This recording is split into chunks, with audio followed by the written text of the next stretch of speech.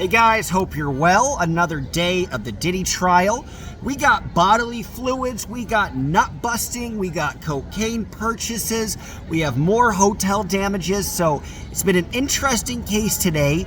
And what was oddly enough the least interesting was the situation thought to be the most exciting. And so we'll start with the testimony of Brendan Paul, who is a low-level employee for Diddy. And he essentially, if you're looking at RICO cases, at least paying money for illegal services, which you could potentially pin Diddy on, he did confirm that he purchased drugs for Diddy, that he arranged these various freak-offs, that he arranged the logistics, he also arranged who was getting paid and how that was happening. So he sort of admitted to funneling cash in a significant way, as well as solidifying prostitution, which would also be an illegality and probably play into the RICO charge. In addition, he's confirmed that money had switched hands a myriad of times, but his testimony was quick, which makes me wonder. It's entirely possible the defense was actually disappointed with his testimony. It wasn't as forceful against Diddy as it could have been. He didn't really confirm any physical abuse, any coercion on Diddy's part. So there might have been a hope with the defense that he would be a lot more forthcoming, especially since he was arrested for his own drug issues on the same day that Diddy was arrested. And it appears he has immunity against that case for testifying in this case. Now, of course, you can testify truthfully, but you still might not give the prosecutors really what they want. So I think there was a disappointment. I don't think Diddy's going to be let off or anything. But I believe today, if you were on the prosecuting team, there would be some disappointment in terms of his testimony. As to what else happened, there was further confirmations, and I'll read it in the specific text, further confirmations of abuse. This time, Cassie's saying that when Diddy gets fucked up, he drags her by the hair. So, and another one is when he's messed up, he gives her a beat down. So it's two confirmations, texting Diddy, confirming abuse, again, with Diddy doing nothing to deny these. He never replied saying, this is crazy, this is untrue, how can you say that? So he implicitly, almost through the confirmation of these text messages, there was another special agent, another kind of expert witness yet again in this situation.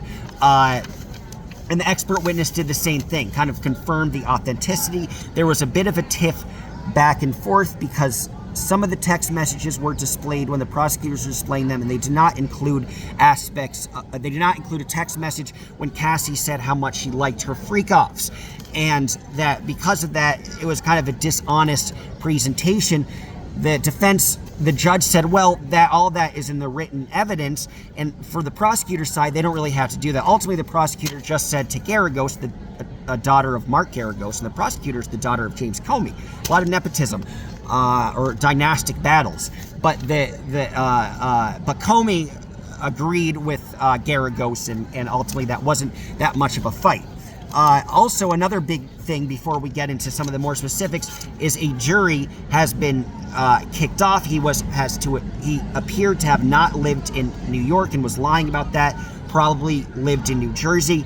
An African-American man, a man of color. He's been replaced by a white juror. Now, already, the defense is trying to use that for a mistrial. And of course, you're going to throw everything in the kitchen sink to see what you could do for your client. But the mere fact that there's been some pretty serious effort to try to get a mistrial indicates that maybe the defense thinks it's a smarter route to work harder to get a mistrial and put more effort into getting a mistrial than getting a not guilty verdict, which does not look good for the defense. They feel like there's some technicalities. Remember, Mark Furman, a lot of O.J. Simpson partially got off because of the way Mark Furman gathered evidence. So this is a relatively, this has happened in the past before, and they're probably I think their first choice is to gun for a full retrial. They might not get that choice, for a full retrial to declare this one a mistrial. But it doesn't look good if there is, everybody's entitled and should try to see what they can do. But for the effort that they're putting in, I would say it's an indicative sign that they're not doing great. Another aspect of this was further analyzing the charges with another special agent. And you can see Diddy progressing in his activities and progressing with his fluids. Before, there was detailed damages on the carpets, on the sheets, on the drapes. Now, one of the, and I'll read it word from word, one of the damages was thousands of dollars in bodily fluid that permanently damaged the hardwood floors. And it does kind of remind me of that scene. I don't know if any of you have seen Daddy Daycare, where Eddie Murphy opens this daycare, and he opens the bathroom of it that a kid just utilized, and there's this horrific music, goes bum, bum, bum, and Eddie Murphy looks at the floor, and he looks at the ceiling, and he looks to the side, and there's just piss everywhere. Well, imagine that, but replace the piss with jizz. And that is what's happened. There's jizz everywhere. And that was kind of the big revelation that Diddy loved to leave his semen in an abundance of locations. And the semen was so thick that it caused a stain on the hardwood floors. Not on the carpet, on the actual, I mean, that's a lot of semen in my opinion. Perhaps you should do a Cialis advertisement or something. Because the guy's old, but he's still got the semen. But you can see him getting freakier and freakier. And of course, baby oil everywhere. Baby oil, on the ceiling, on the ground. I don't know how it gets there. But there's jizz and baby oil kind of working hand in hand together. Which again proves the oddities of his freak-offs and proves the fact that there could be some illegalities, and also proves another thing, that people were paid to attend these freak-offs. There's specific examples of a man saying he received $3,000 to spend the night. Quite pricey. That will indicate RICO in some regard because he's paying for an illegal service. So again, I think the defense has quite a bit. But we'll look at some of the highlights. And I underlined what's kind of interesting to read here. They're displaying text messages, and Cassie texts Diddy, and Cass, nah, I didn't, you actually busted my head in. Or this is not Cassie, we're changing. So this is actually now a Jane Doe, whose name hasn't been fully revealed. So there's kind of two women involved in this. So now we're kind of progressing, not with Cassie, but with the other woman.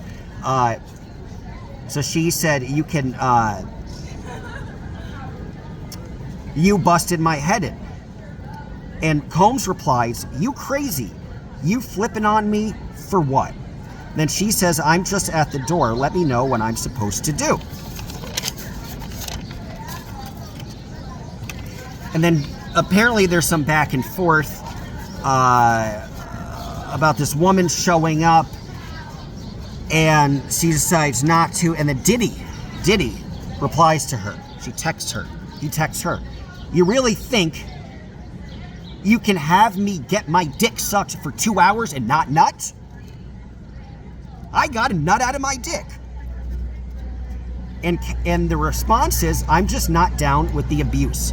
It makes no sense. So, did Diddy need to nut? Yes. But if there's abuse involved, perhaps he need not nut. And then Puff says, you're not talking with one of your little fuckboys. I'm not having that shit.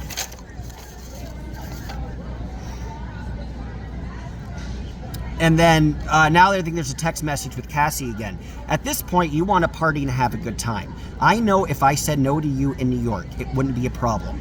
You treat me like a hooker. This hooker has been here for you for 10 years. You hurt me so badly. All I wanted to have was a good time, and you took your anger out on me. I don't understand what you want. You drag me down the hall by my hair when you're fucked up. So this is pretty damning. Again, Diddy not denying that he did that. I'm so in love with you, and you can't see it. Physicalities, take those somewhere else, meaning the beatings. And there was even one instance where the bodyguard had to tackle you, meaning Diddy was getting so violent and so crazy, his own bodyguard had to tackle him to stop him from the abuse. And Puff simply says, you're whack for not keeping it real. You did me fucked up. You need to ask how you're acting. This is Diddy. Diddy's trying to portray himself as the victim in this text message. Diddy continues, I'm heartbroken and I'm going back to bed. Maybe you should get some sleep and you'll see clearer. And then she responded, I asked to have my record come out after a million years, whatever that means. And then there's a text to the assistant. And she says, Cassie says, I'm sure you don't want to get involved, but no one deserves getting dragged by their hair. I locked the door for my safety. So this is even worse. This confirms Cassie sought help. She reached out to another source, told them. So remember, a lot of the cases of these sexual abuse things are, well, you never reported it. You never told anybody other than the person involved. This is her officially telling somebody something. This is her officially telling somebody of the abuse. That could be damaging.